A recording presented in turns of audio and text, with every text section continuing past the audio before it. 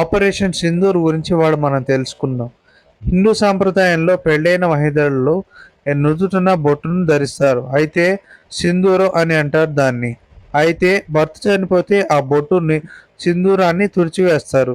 2025లో April 22న Jammu and కాశ్మీర్లోని పహల్గామ్లో పాకిస్తాన్ ప్రేరేపిత ఉగ్రవాదులు ఒక్కసారిగా దాడి చేసి పర్యాటకులను కాల్చి చంపేశారు. హిందూ మహిళలు తమ కళ్ళ ముందే భర్తలు కోల్పోయి రోధించారు. కర్ణాటకకు చెందిన మంజునాథ్ను టెర్రరిస్టులు కాల్చి చంపగా అక్కడే ఉన్న ఆయన భార్య కూడా నన్ను కాల్చేయని ఉగ్రవాదులతో చెప్పిందావిడ. అయితే నిన్ను చంపం, వెళ్ళి మోడీకి చెప్పుకో అంటూ ఉగ్రవాదులు ఆవిడతో అన్నారు. అయితే టెర్రరిస్టులు సృష్టించిన రక్తపాతం తాలూకు విషాద దృశ్యాన్ని నేవీ అధికారి వినయ్ నర్వాల్, సతీమణి హిమన్షి నర్వాల్ మరో గుర్తుగా మిగిలారు. అయితే భర్త మృతదేహం చెందిన ఆమె రోదిస్తూ కూర్చొని ఉన్న ఫోటో ఇంటర్నెట్ను షేక్ చేసింది.